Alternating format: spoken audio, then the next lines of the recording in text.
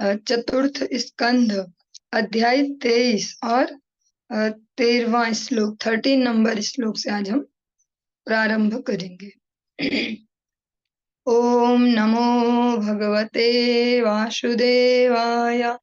ओम नमो भगवते वासुदेवाय। ओम नमो भगवते वासुदेवाय। एवं सा वीरप्रवरः संयोज्यात्मानमात्मनि ब्रह्मभूतो दृढ़ं काले तत्याज स्वं कलेवरम। समय आने पर जब महाराज पृथु को अपना शरीर त्याग करना था, तब उन्होंने अपने मन को दृढ़ता पूर्वक भगवान श्री कृष्ण के चरण कमलों में स्थिर कर लिया और इस प्रकार से ब्रह्मभूत अवस्था में स्थित होकर उन्होंने भौतिक शरीर त्याग दिया।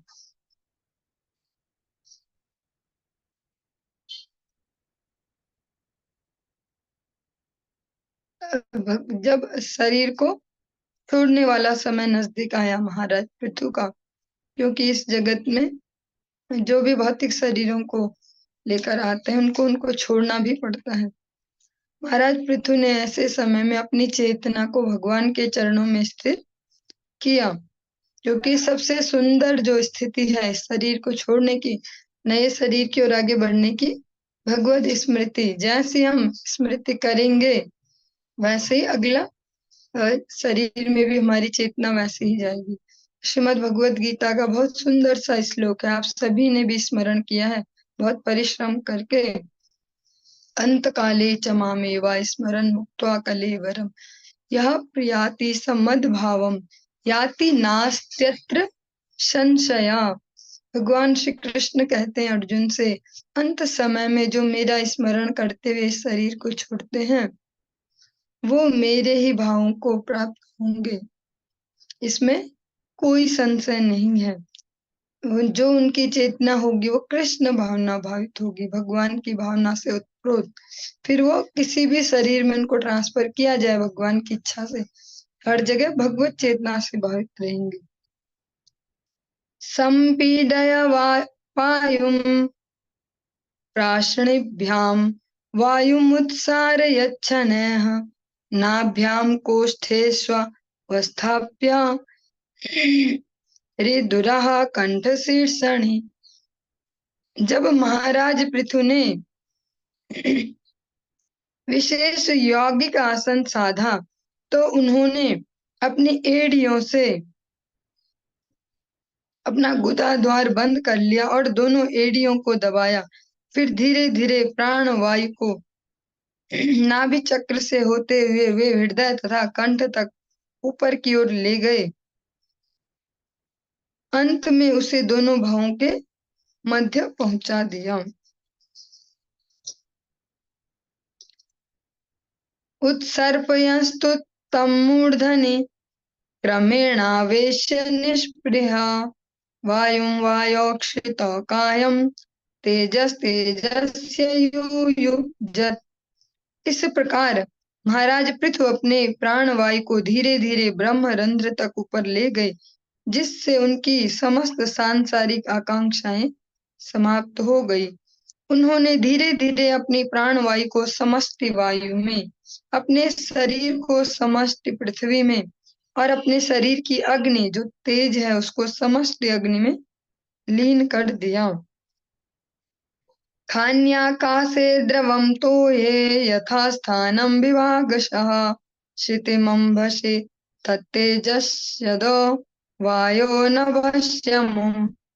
इस प्रकार महाराज पृथु ने अपने इंद्रियों के छिद्रों को आकाश में और अपने शरीर के द्रवों यथा रक्त तथा विभिन्न स्रावों को समष्टि जल में, पृथ्वी को जल में, फिर जल को अग्नि में, अग्नि को वायु में तथा वायु को आकाश में मिला दिया। इंद्रियेषु मनस्तानि तन्मात्रेषु यदोद्भवम् भूतादिना मुन्युत्कृष्य महत्यात्मनि संदधे।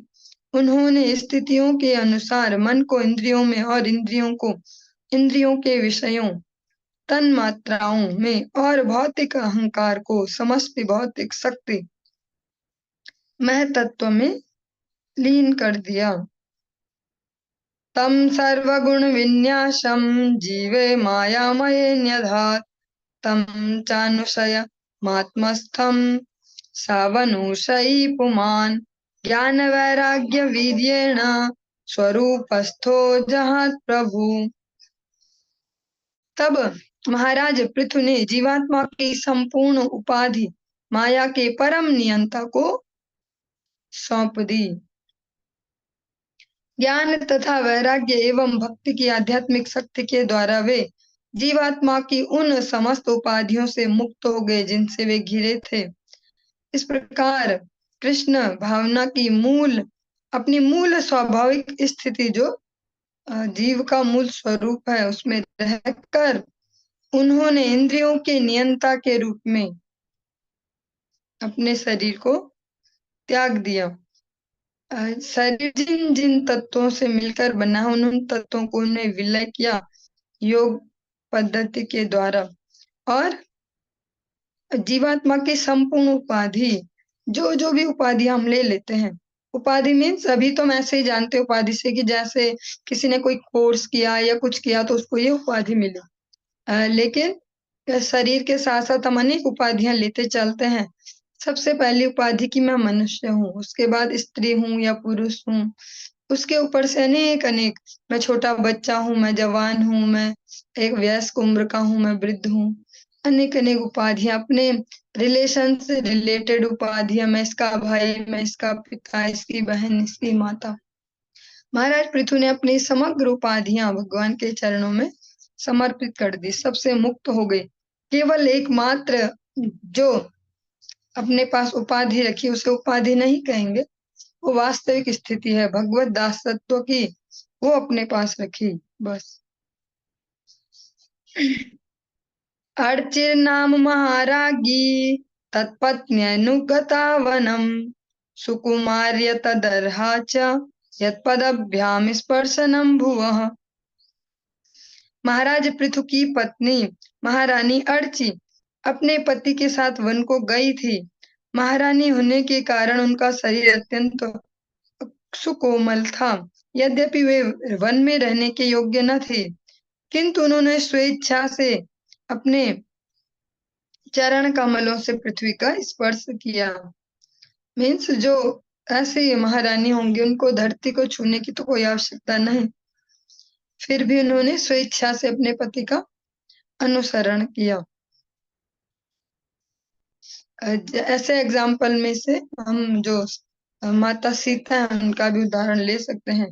भगवान राम की प्रतिज्ञा में उनका सहयोग करने के लिए उन्होंने भी धरती को छुआ ही नहीं, वरन कांटों, पत्थरों, अलग अलग विषम परिस्थिति, मौसम, जलवायु, अलग अलग प्रकार की विषमताओं में स्वेच्छा से गमन किया, कोई फोर्सफुली नहीं।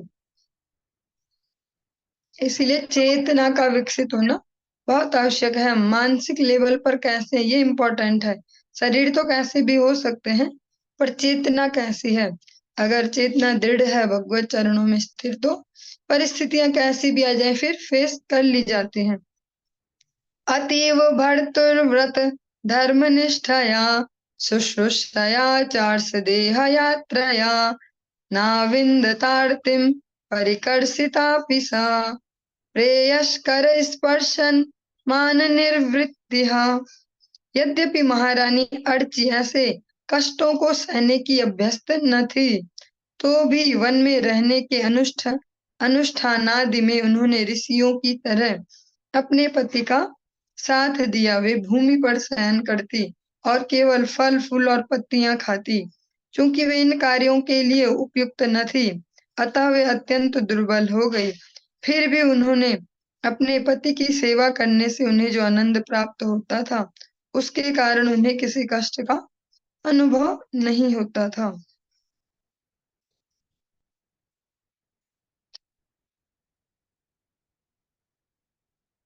देहं विपन्नाखिल चेतनादिकं पत्युः पृथिव्या दयितस्य चात्मनः आलक्ष्य किंचिच्च विलप्य सा सती चितामथारोप यद दृशानुनी।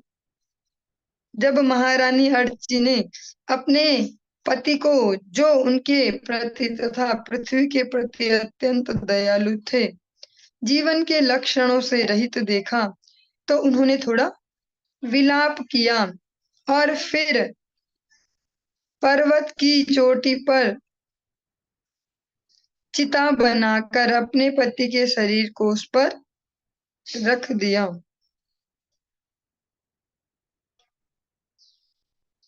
बहुत ही सेंसिटिव शब्दों में इसको दिया गया है। ऐसा नहीं देखा कि उन्होंने उनको मृत देखा, डायरेक्ट ऐसे शब्द नहीं कहे गए कि उन्होंने उनको मृत जाना। जीवन के लक्षणों से रहित देखा, क्योंकि वे भी उनके समान आध्यात्मिक ज्ञान से पुष्ट हैं, तो उन्होंने उस प्रकार से उनका शोक नहीं है जैसे जगत में हम सभी करते हैं कि अब चले ही गए। वो इन शब्दों को ऐसे दिया गया, जीवन के लक्षणों से रहित देखा। उन्होंने देखा कि ये शरीर में अब जीवन के लक्षण नहीं है। फिर थोड़ा सा जो स्वाभाविक विलाप है, उसके पश्चात स्वयं ही अपने आप पर्वत की चोटी पर उनके लिए लकड़ियों से चिता बनाकर अपने पति के शरीर को उस पर रख दिया।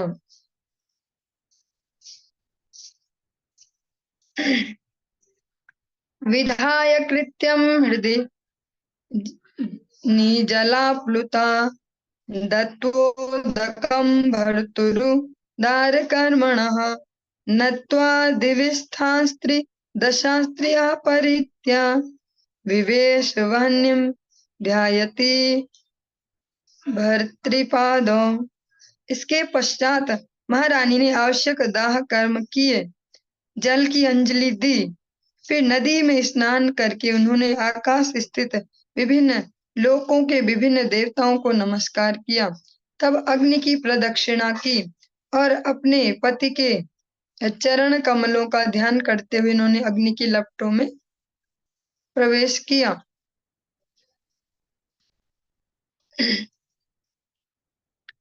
विलोक्यानुगतां साध्वीं पृथुं वीरवरं पतिं तुष्टो वरदा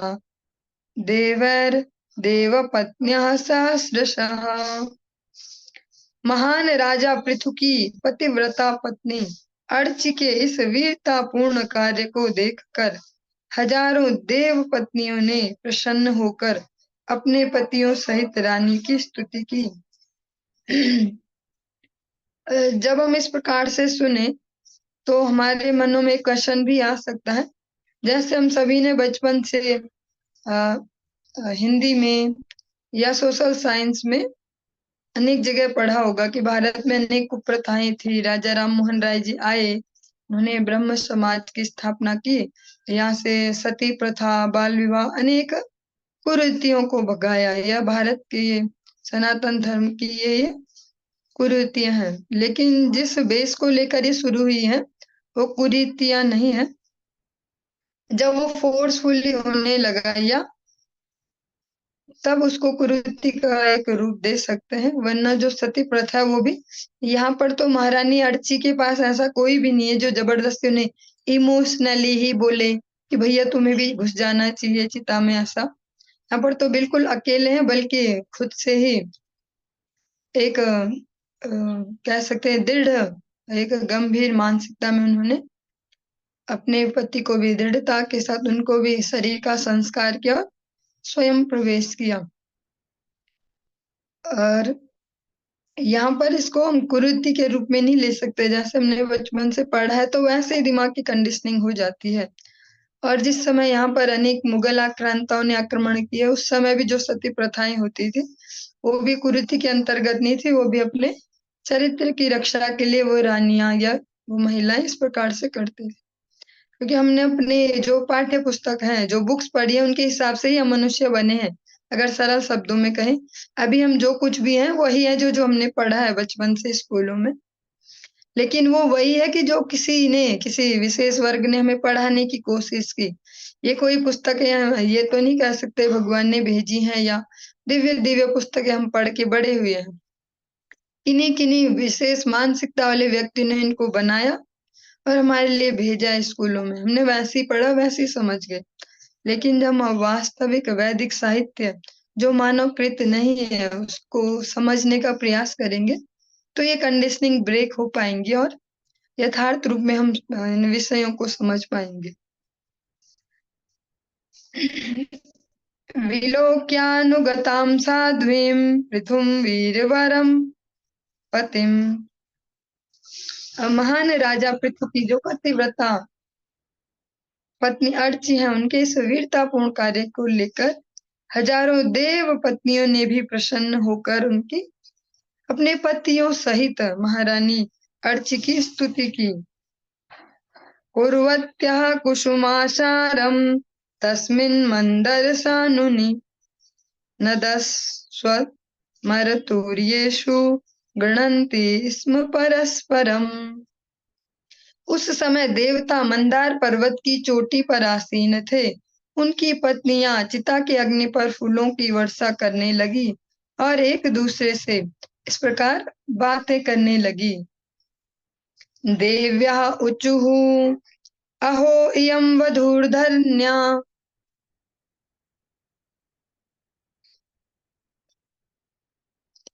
अहो इयं वधूर्धन्या या चैवं भूभुजां पतिं सर्वात्मना पतिं भेजे यज्ञेशं श्रीर्वधूरिव। देवताओं की पत्नियों ने कहा, महारानी अर्ची धन्य है। हम देख रही हैं कि महान राज राजेश्वर पृथु की इस महारानी ने अपने पति की अपने मन, वाणी और शरीर से उसी प्रकार सेवा की है जिस प्रकार ऐश्वर्य की देवी लक्ष्मी भगवान यज्ञेश अथवा श्री विष्णु की सेवा करती हैं।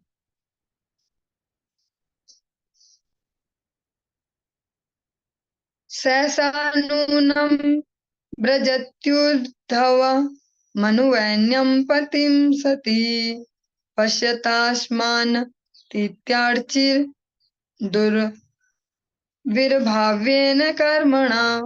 देवों की पत्नियों ने आगे कहा, जरा देखो तो कि वह सती नारी अर्ची किस प्रकार अपने अचिंत्य पुण्य कर्मों के प्रभाव से अब भी अपने पति का अनुगमन करती हुई ऊपर की ओर, जहां तक हम देख सकती हैं, जा रही हैं। जो उनके सूक्ष्म शरीर है, जो उनकी चेतना है, वो ऊर्ध्वगामी हो रही थी। वहां भी वो अपने पति देव का अनुसरण करते हुए आगे चल रही हैं। देव पत्नियां ये कहती हैं, क्योंकि हम सबको नहीं दिखाई देता है जीवात्माएं कहाँ जाती है, कैसे जाती हैं, लेकिन देवता तो देख सकते हैं। तो देव पत्नियां कहती हैं कि देखो, अभी भी अपने पति का ही अनुगमन करते हुए चल पड़ी।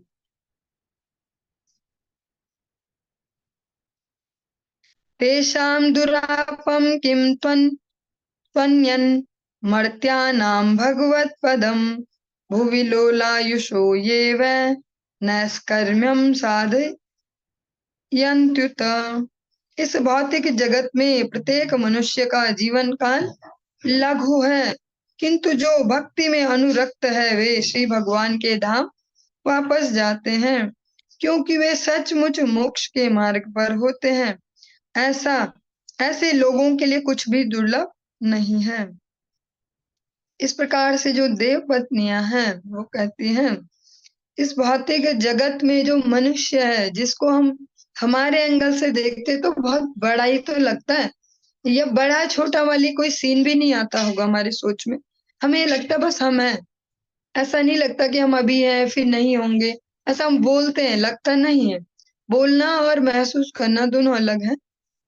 अब बोलने में तो सभी बोलते रहते हैं, बहुत परेशान हो गए, जिंदगी से मर जाना ही ठीक था। ऐसे इतने लोग मर जाते हैं, बहुत रेयर होते हैं जो अति डिप्रेशन में होंगे वही मर पाएंगे। ऐसे ही हम बोलते हैं बहुत छोटा सा है पर समझते नहीं। हमें तो ये लगता है हम हमेशा के लिए, इसीलिए हर चीज में घुस घुस के विचार देना, हर चीज को सेट करना। लेकिन वो देव पत्नियां कहती हैं, इस जगत में जो मनुष्य का जीवन काल है, जब वो अपने लेवल से वहां से देखते हैं तो उन्हें वो बहुत ही छोटा सा लगता है मनुष्य जन जीवन। किंतु जो भक्ति में अनुरक्त है, साथ में इसकी जो विशेषता है उसको भी बताते हैं। जो भक्ति में अनुरक्त हो जाते हैं वे भगवान के धाम वापस जाते हैं। उनके लिए फिर कुछ भी दुर्लभ नहीं रह जाता। सवंचितो बतात्मा दृक् कृच्छ्रेण महता भुवि लब्ध्वापवर्ग्यं मानुष्यम विषयेषु विसज्जते। जो मनुष्य इस भौतिक जगत में अत्यंत संघर्षमय कार्यों को संपन्न करने में लगा रहता है, और जो मनुष्य का शरीर पाकर, जो कि दुखों से मोक्ष प्राप्त करने का एक अवसर होता है, कठिन सकाम कर्मों को करता रहता है, तो उसे ठगा गया तथा अपने ही प्रति ईर्ष्यालु समझना चाहिए। थोड़ा सा सेंसिटिव श्लोक है, संवेदनशील जिसको कह सकते हैं। जो मनुष्य इस भौतिक जीवन में अत्यंत संघर्षमय कार्यों को संपन्न करने में लगा रहता है, सरल शब्दों में इसको कह सकते हैं कि जो जीवन हमें भगवत प्राप्ति के लिए या भगवत सेवा में, भगवत चेतना में फिर से स्थित होने के लिए मिला है, केवल इसीलिए ही मिला है, उसको जो भी मनुष्य शरीर को पाकर इस शरीर को केवल रात दिन मेहनत किसके लिए करता है? इस भौतिक पदार्थों के लिए, अपने इंद्रिय तर्पण के लिए, भौतिक जगत के सकाम कर्मों में रात दिन लगा रहता है। मैंने ये किया तो यहाँ से ये फायदा होना चाहिए, वहां उनसे सही से हम रोज फोन भी कर रहे, रिलेशनशिप ठीक है, उनसे हमें ये बेनिफिट लेना होगा, ऐसे ऐसे ऐसे। जो रात दिन इस प्रकार से सकाम कर्मों में लगे हैं, खुद ही करता है, खुद ही भोगता है। यहाँ पर उनको कहा गया कि वे उल्लू बन गए। सरल शब्दों में कहे, जैसे हम कहते हैं ना, इसने दुकानदार ने मुझे ठग दिया, इसने मुझे उल्लू बनाया, तो यहाँ पर यही कहा जा रहा है, उसे ठगा गया समझना चाहिए। भले ही वो कितना ही पटु है, कितने ही उसने धन संपत्ति जोड़ी, कितने रिलेशनशिप अच्छे से चलाता हो, लेकिन वो ठगा गया माना जाएगा आध्यात्मिक दृष्टि से। और अपने ही प्रति ईर्ष्यालु, जैसे जब हम किसी और से ईर्ष्या करते हैं तो उसके नुकसान में लगे रहते हैं ना रात दिन, इसको तो बताना पड़ेगा, इसको देख लेंगे, ऐसे ऐसा ही वो मनुष्य भी है, वो अपने ही प्रति ईर्ष्यालु है, जो केवल भौतिक उन्नति में ही लगा हुआ है, जो आध्यात्मिक जीवन की ओर ध्यान नहीं दे पाता। वो अपने आप से ही जलनखोरी करता है, ऐसा कह सकते हैं, क्योंकि वो खुद की भलाई नहीं कर पा रहा है, जो वास्तविक भलाई है। इस शरीर से जो भी संग्रह किया जा रहा है, यहाँ ही छोड़ना ही होगा, मजबूरी में ही चाहे। लेकिन इस शरीर से अगर हम वो साधन कर लें जिससे बार बार शरीर ग्रहण ना करना पड़े, इसको बुद्धिमानी कहेंगे। इसीलिए कहा गया, वो देव पत्नियां कहती हैं कि इनको वास्तव में जो आत्महत्या शब्द है वो ऐसे लोगों के लिए यूज किया जाता है जो आध्यात्मिक चेतना की ओर ध्यान नहीं देते। आत्महत्या वास्तव में यही है।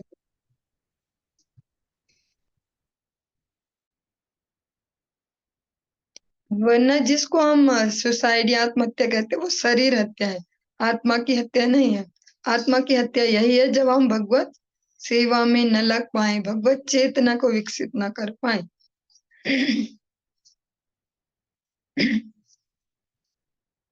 श्रीमद् भागवतम का ही एक सुंदर सा श्लोक है, इसकी मीनिंग आप अनेक बार अलग अलग प्रकार से सुनते हैं। निर्देहमाद्यं सुलभं सुदुर्लभं प्लवं सुकल्पं गुरुकर्णधारं मयानुकूलेन नभस् स्वतेरितं पुमान् भवाब्धिं न तरेत स आत्मः।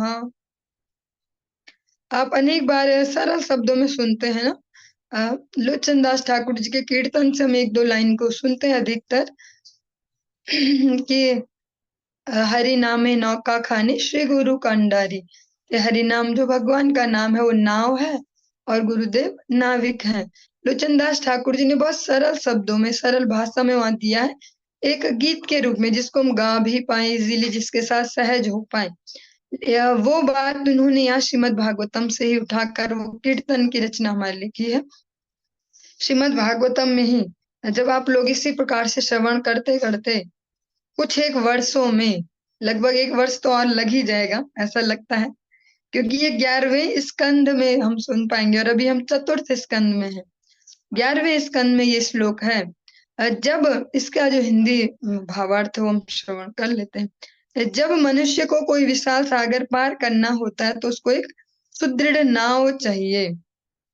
ऐसे ही इस जगत में भी जो भव सागर है, इसको पार करने के लिए मनुष्य देव नाव की भांति है, जिसको लोचनदास ठाकुर जी हरिनाम कहते हैं कि हरिनाम एक नाव है। और इसमें जो नाविक हैं, गुरु कर्णधारम, जो गुरुदेव हैं वो ही नाविक हैं। और भगवान की कृपा से अनुकूल हवाएं भी चल रही हैं। अनेक भक्त गुरु वर्ग हमारे जीवन में आते हैं, हमें सही से दिशा निर्देश भी देते हैं, ऐसे ऐसे आगे बढ़े।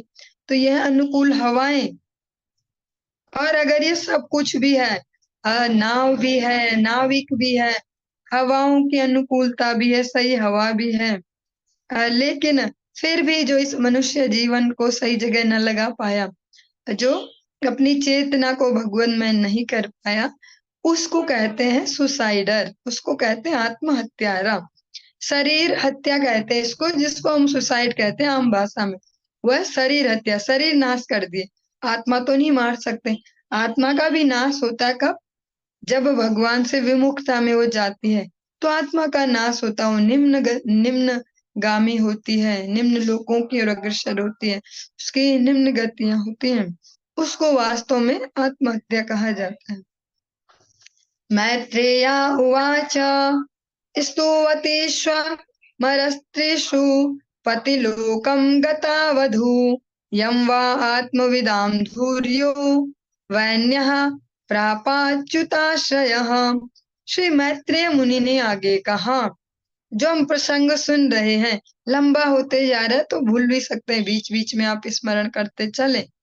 जो हम सुन रहे हैं ये प्रसंग विदुर जी को मैत्रेय मुनि सुना रहे हैं, सौनकादि ऋषियों को सूत गोस्वामी सुना रहे हैं, महाराज परीक्षित को सुखदेव गोस्वामी सुना रहे हैं, और अपने गुरुवर के अनुगत्य में हम सभी भी श्रवण कर रहे हैं। हे विदुर, जब देवताओं की पत्नियां इस प्रकार परस्पर बातें कर रही थी, तो रानी अर्ची ने उस लोक को प्राप्त कर लिया था जहां उनके पति सर्वोत्कृष्ट स्वरूप सिद्ध महाराज पृथु पहुंच चुके थे। उनके पतिदेव जहां पहले पहुंच चुके थे, उनका अनुगमन करते महारानी पृथु अर्ची जब तक वो सब बातें ही कर रही है, इतनी शीघ्रता से वो भी वहां तक पहुंच गई।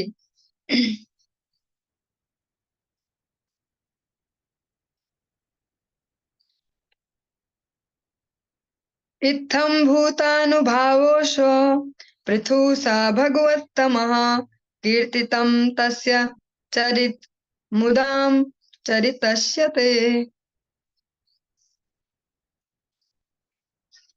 श्री मैत्रेय मुनि ने आगे कहा, सभी भक्तों में महान महाराज पृथु अत्यंत शक्तिशाली थे और उनका चरित्र अत्यंत उदार तथा उद्दाम था। मैंने यथासंभव तुमसे उनका वर्णन किया है। मैत्रेय मुनि कहते हैं, हम सभी ने श्रवण किया कि विदुर जी ने जब दोबारा उनसे प्रार्थना की, तब जाके ये वाला हम उनका जीवन का चरित्र सुन पाए, वरना अश्वमेघ यज्ञ हुआ था, भगवान आए थे और हो गया था सब पूरा। विदुर जी की विशेष प्रार्थना पे, विशेष आग्रह पे मैत्रेय मुनि ने यह वर्णन किया।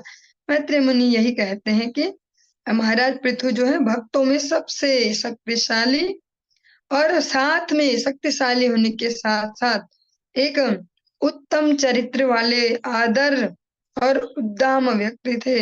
मैंने जितना मुझसे संभव हो पाए यथाशक्ति आपको वर्णन कर दिया है। या इदं समूहत पुण्यम श्रद्धया वहिता पठेत् श्रावयेत् शृणु याद्वापि सपृथो पदवीमियात्। जो व्यक्ति श्रद्धा तथा ध्यान पूर्वक राजा पृथु के महान गुणों का वर्णन करता है, वह स्वयं पढ़ता या सुनता है अथवा अन्यों को सुनाता है, वह अवश्य ही महाराज पृथु के लोक को प्राप्त होता है।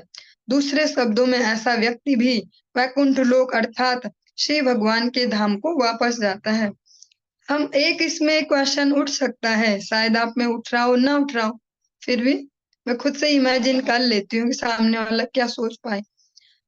जैसे हमने सुना ध्रुव जी का, यानी जो जो भी प्रसंग सुने, लास्ट में यही सुना कि इसको जो सुनेगा वो वहां जाएगा। तो क्या अलग अलग जगह जाएंगे? ध्रुव जी की सुने तो वहां जाएंगे, पृथ्वी जी की सुने तो वहां जाएंगे? नहीं, ये सभी भगवत भक्त और भगवत धाम ही जाते हैं, भगवत सेवा में ही नियुक्त होते हैं।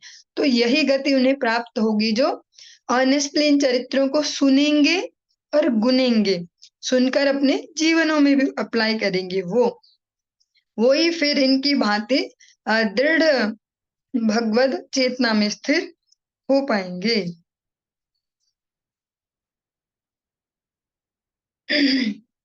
यहाँ पर बहुत सुंदर सा महिमा भी दी गई है कि भगवान के भक्तों का भी जब हम अनुग्रह प्राप्त करते हैं तो भगवत चेतना में स्थिर होकर भगवत धाम तक जाना हमारा पक्का हो जाता है। विश्वनाथ चक्रवर्ती ठाकुर के गुरु अष्टकम से यहाँ पर उद्धृत किया गया, साक्षाद ऋत्वेन समस्त शास्त्रे रुक्तस्तथा भाव्यतेव सद्य किंतु प्रभोर्या प्रिय एव तस्या वंदे गुरोश्री चरणारविंदम। आप सभी लोग प्रातःकाल इस वंदना को करते होंगे। जो इसका सेकंड लास्ट स्टैंजा है, ये गुरु का सम्मान परमेश्वर के समान ही किया जाता है, क्योंकि वे भगवान के परम विश्वसनीय सेवक हैं, भगवान नहीं है।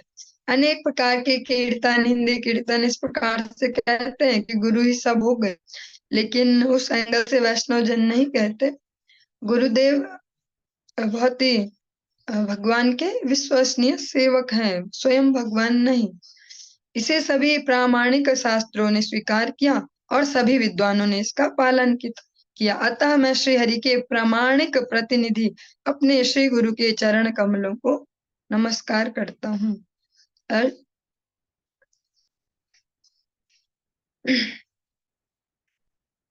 भगवान की कृपा के लिए भक्त कृपा होना परम आवश्यक है। भगवान की जो कृपा है वो भक्त कृपा के अनुगामिनी होती है। ब्राह्मणो ब्रह्म वर्चस्वी राजन्यो जगति पतिः वैश्यः पठन् वित्पतिः स्याच्छूद्रः सत्तमतामियात्। यदि कोई महाराज पृथु के गुणों को सुनता है और यदि वह ब्राह्मण है तो वह ब्रह्म शक्ति में निपुण हो जाता है। यदि वह क्षत्रिय है तो संसार का राजा बन जाता है। यदि वह वैश्य है तो अन्य वैश्यों तथा अनेक पशुओं का स्वामी हो जाता है, और यदि शूद्र हुआ तो वह उच्च कोटि का भक्त बन जाता है।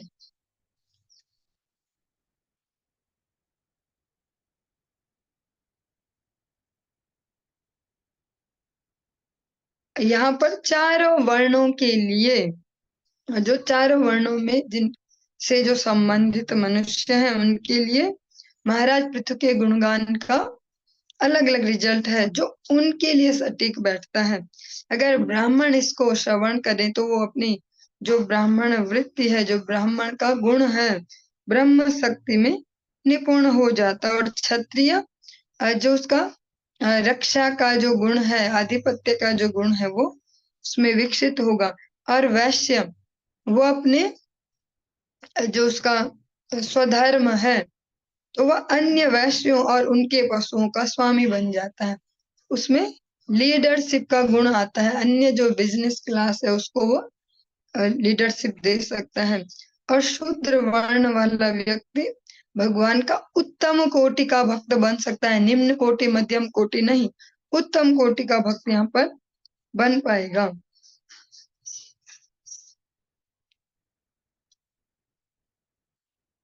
और हर एक जिस जिस भी कुल में जन्म मिले, केवल जन्म से ही हम उन गुणों को नहीं धारण कर लेते, उनका आचरण करना होता है। जिसको ब्राह्मण शरीर में जन्म मिले वो उस प्रकार की वृत्ति धारण करे, क्षत्रिय अपने गुणों को विकसित करे।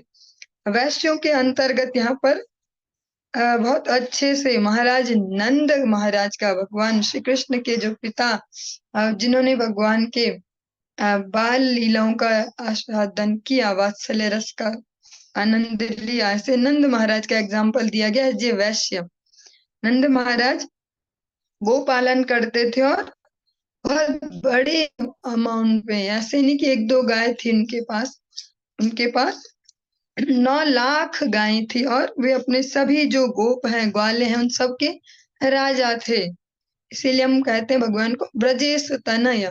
जो ब्रजेश है, ब्रज के जो राजा हैं नंद बाबा, उनके जो पुत्र हैं, ऐसे नंद बाबा। जैसा हमने अभी सुना, यहाँ पर प्रैक्टिकल एग्जाम्पल साथ साथ दिया गया जिससे हम समझ पाए।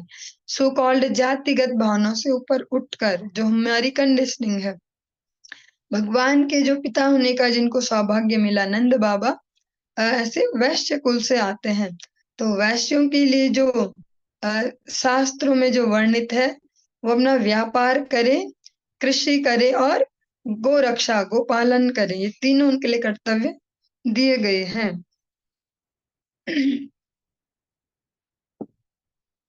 और लास्ट लाइन बहुत सुंदर सी है। शूद्र कुल में उत्पन्न व्यक्ति भक्ति करने तथा श्री भगवान एवं भक्तों की लीलाओं के श्रवण मात्र से ही और अपने जीवन में उनको अप्लाई करने से, ये बहुत बड़ी कंडीशन है। जब सब उस प्रकार से आचरण भी करें तो श्रवण मात्र से ही ब्राह्मणों से भी बड़ा बन सकता है, उनसे भी श्रेष्ठ हो सकता है।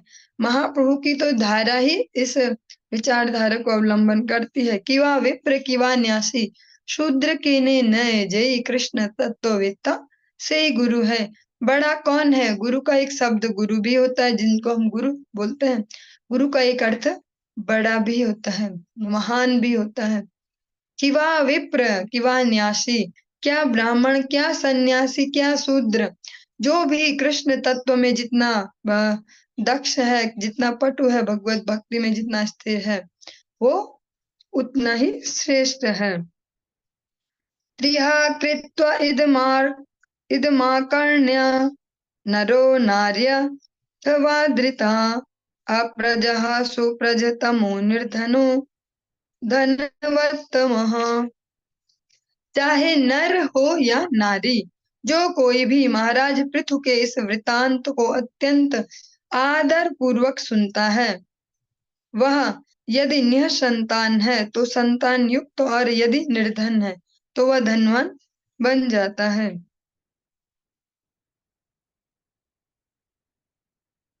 और जो तात्पर्य है इसमें थोड़ा सा, इसके लिए प्रैक्टिकल वे भी दिया गया है कि इसको मनुष्य को महाराज पृथु के इतिहास, जीवन और कार्यों को केवल पढ़ना और समझना होता है और उन्हें सलाह दी जाती है कम से कम 3 बार इसको रीड करें।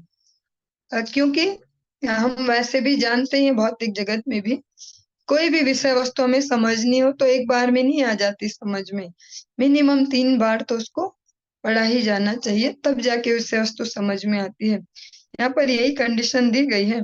किसी भी भौतिक कामना से भी अगर इस आख्यान को, महाराज पृथु के चरित्र को पाठ किया जाए, मिनिमम 3 बार इसको पाठ किया जाए, तो जो भौतिक कामना भी हो वो भी पूर्ण हो जाती है। जिस प्रकार से इस जगत में अगर हम किसी दुकानदार से कहीं से 1 लाख का कुछ सामान खरीद ले तो वो 100, 200, 500, 1000 तक का भी सामान फ्री में भी दे देता है।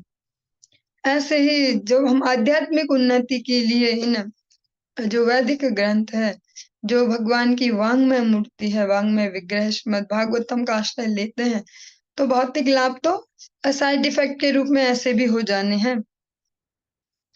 अस्पष्ट कीर्तिः सुयशा मूर्खो भवति पंडितः इदं स्वस्तयनं पुंसाम मंगल्य निवारणम। जो इस वृतांत को 3 बार सुनता है वह यदि समाज में सम्मानित नहीं है तो अत्यंत विख्यात हो जाएगा और यदि निरक्षर है तो महान विद्वान बन जाएगा। दूसरे शब्दों में महाराज पृथु का वृतांत सुनने में इतना शुभ है कि वह समस्त दुर्भाग्य को दूर भगाता है। और साथ साथ जब हम इस प्रकार की महिमा श्रवण करते हैं तो गलत फहमी न पाले कि ये कोई जादू टूना है, ऐसा कुछ कर्म कांड टाइप का कि 3 बार सुनो ऐसा हो जाएगा। 3 बार सुनो, 3 बार पढ़ो, इसलिए कहा गया है कि तभी हम अच्छे से समझ पाएंगे जीवन में ठीक से अप्लाई कर पाएंगे। एक इसमें एक बीच में एक कंडीशन दी गई है जिसको मैं थोड़ा सा करना चाहूंगी। यदि निरक्षर है तो महान विद्वान बन जाएगा। तो क्या कोई अनपढ़ व्यक्ति जिसको पढ़ना लिखना ना आता हो अचानक उसको पढ़ना आ जाएगा? क्या जादू से जो इसको सुनेगा? ऐसा नहीं है। यहाँ ये नहीं बोला वो साक्षर हो जाएगा, कहा महान विद्वान हो जाएगा। और विद्वान व्यक्ति के लिए आवश्यक नहीं है कि उसको लिखना पढ़ना आता हो। जिनके आज ग्रंथों पर पीएचडी कर रहे हैं सभी साक्षर लोग, अधिकतर जैसे मीराबाई जी के या अलग अलग ऐसे हैं जिनके ग्रंथों पर पीएचडी भी की जा रही है, वो प्रामाणिक रूप से लिखे पढ़े में नहीं आते थे। तो यहाँ पर कहा जा रहा महान विद्वान होगा। तो हम जब ये सुने ऐसी महिमाएं तो अतिशयोक्ति न समझे। अब बढ़ा चढ़ा के बोलते रहते 3 बार सुन लो अनपढ़ भी विद्वान हो जाएगा। तो उसको पहले समझना है, ठीक से सुनना है। महान विद्वान व्यक्ति वो है जो सूक्ष्म जिसका चिंतन है, जो व्यक्तियों परिस्थितियों को ठीक से एक सही एंगल से देख पाता है, सही समाधानात्मक जिसकी बुद्धि है। ऐसा नहीं कि जो पढ़ा लिखा हो लेकिन क्लेश वाली बुद्धि हो, हर बात में क्लेश ढूंढ के ही निकाल ले। इसलिए इनको कम से कम मिनिमम 3 बार रीड और 3 बार लिसनिंग, इसके लिए कहा जाता है कि 3 बार मिनिमम सुनो, तब जाके ठीक से अपने जीवन में उतार पाएंगे प्रैक्टिकली। और दुर्भाग्य को भी ये दूर भगाता है। जब भगवान और उनके भक्तों के चरित्रों को सुनेंगे तो हमारे आचरणों में भी तो चेंज आएंगे। जिन आचरणों से दुर्भाग्य है जब वो बदल जाएंगे तो सौभाग्य अवश्य ही उदित हो जाएगा।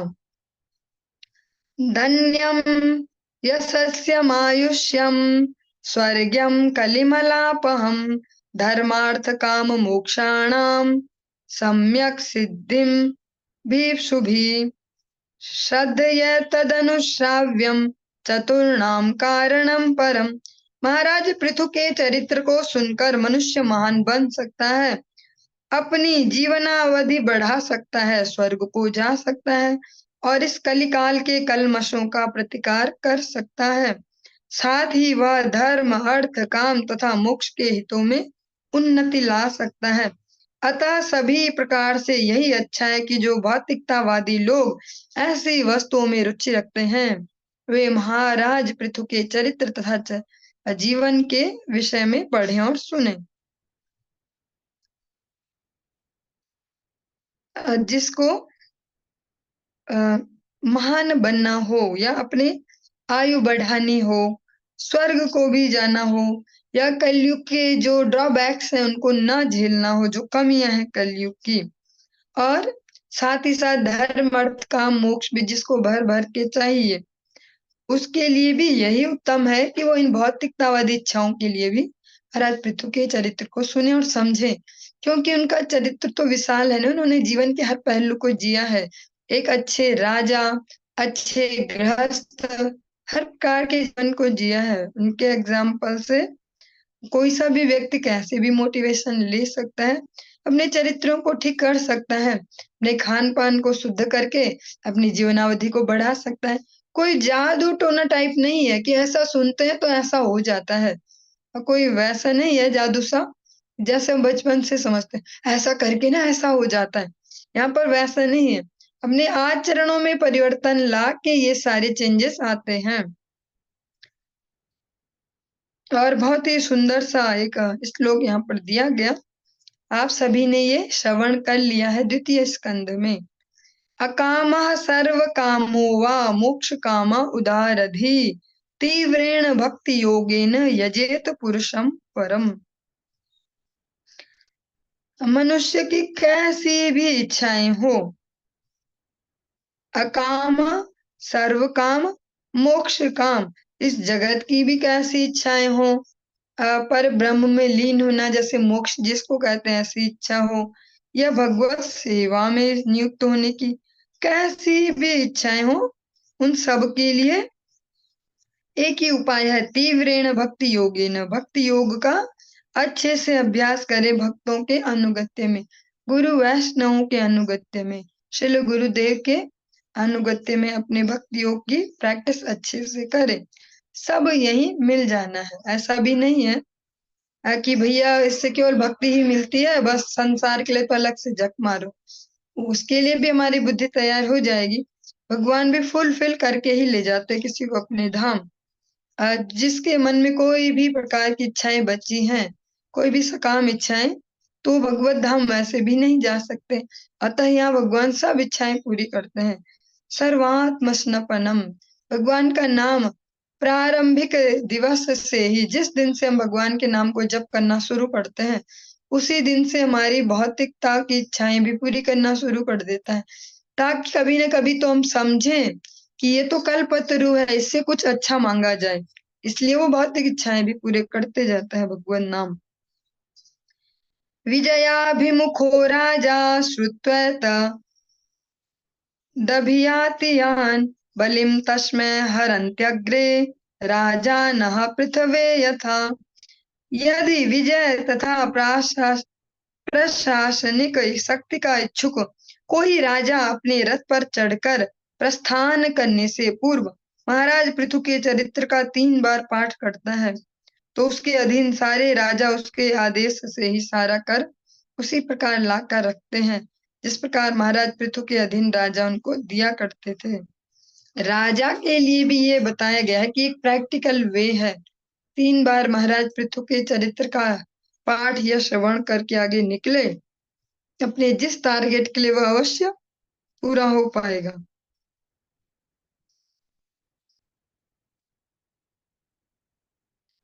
मुक्तान्यसंगो भगवत्यमलां भक्तिमुद्वहन् वैन्यस्य चरितं पुण्यं शृणुयात् श्रावयेत् पठेत्। शुद्ध भक्त भक्ति योग की विभिन्न विधियों का पालन करते हुए कृष्ण चेतना में पूर्णतया लीन होने के कारण दिव्य पद पर स्थित हो सकता है, किंतु तो भी भक्ति करते समय उसे महाराज पृथु के जीवन तथा चरित्र के विषय में सुनना, दूसरों को सुनने की प्रेरणा देना और पढ़ना चाहिए। जो शुद्ध भक्ति के पथ की प्रैक्टिस कर रहे हैं उनके लिए भी ये सलाह दी गई है कि उन्हें भी महाराज पृथु का चरित्र पढ़ना चाहिए, सुनना चाहिए, दूसरों को सुनाना चाहिए।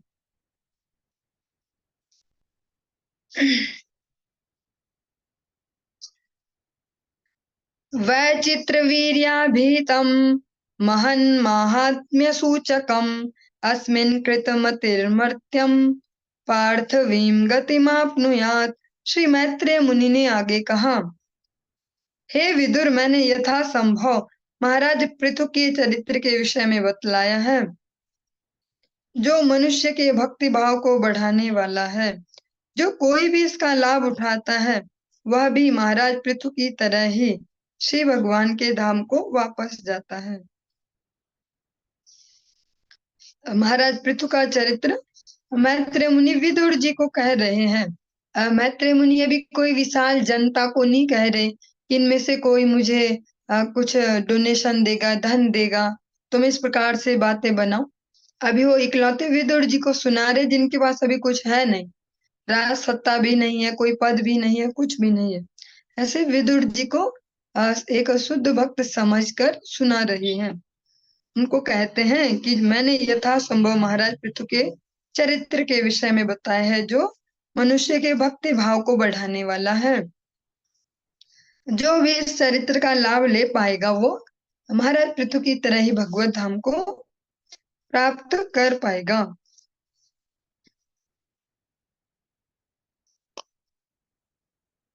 चलिए आज के इस प्रसंग को यहीं पर विराम देंगे, आगे कल कंटिन्यू करेंगे। हरि बोल।